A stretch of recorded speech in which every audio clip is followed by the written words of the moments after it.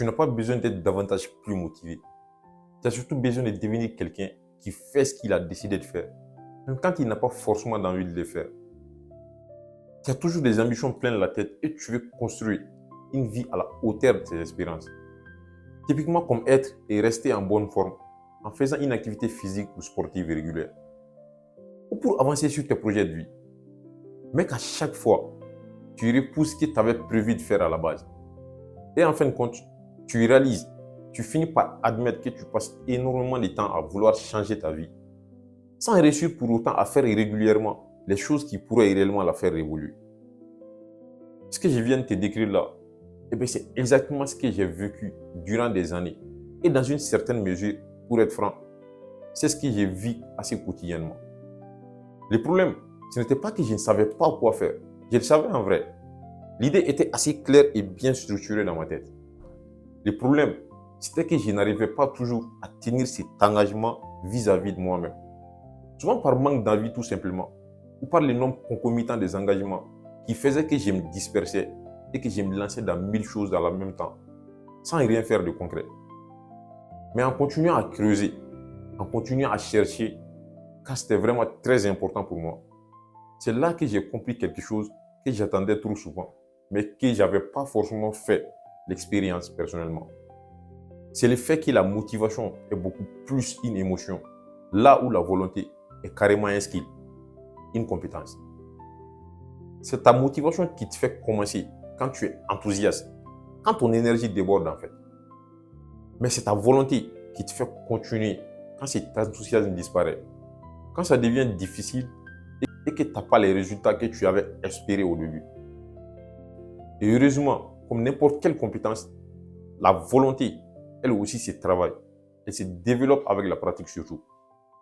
Imagine que tu décides de bosser 2 heures par jour sur un de tes projets. Au début, ça ne sera pas toujours glamour, soyons francs. Ça sera très probablement inconfortable, surtout si tu n'es pas habitué à ces rythmes de travail. Tu auras peut-être envie d'abandonner par moment avec les tonnes de notifications des mails, des appels et des messages. Mais si tu cèdes systématiquement à tout ça, tu entraînes déjà de façon inconsciente ton cerveau à abandonner dès que quelque chose devient inconfortable pour lui. Mais si par moment, tu prends la bonne habitude de bloquer toutes les notifications quand tu bosses et que tu continues, que tu persévères dans ce sens, tu feras beaucoup plus que bosser pendant 2 heures sur un projet.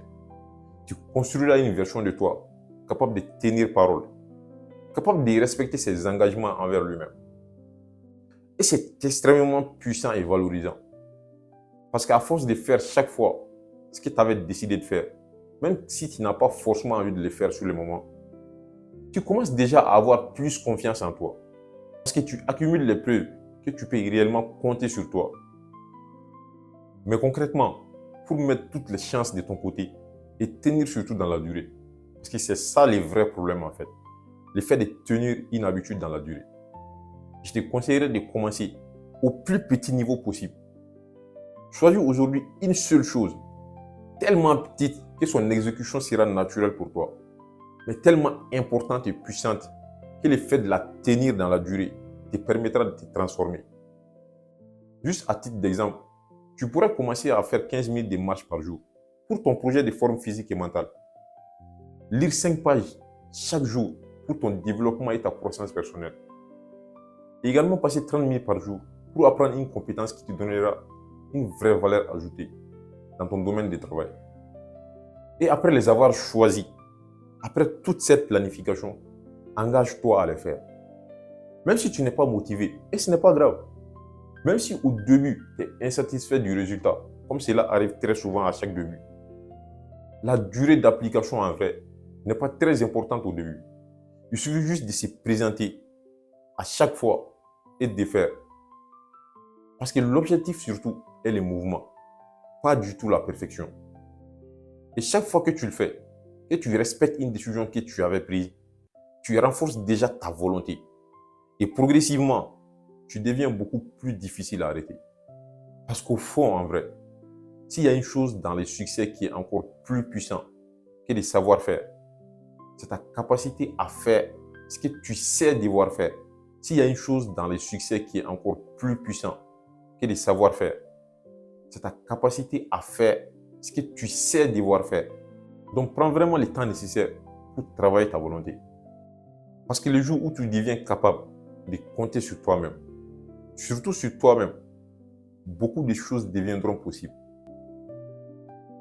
Nous sommes pratiquement à la fin de cette vidéo et pour chaque principe dans cette série, j'ai décidé de faire à la fin un résumé de chaque principe.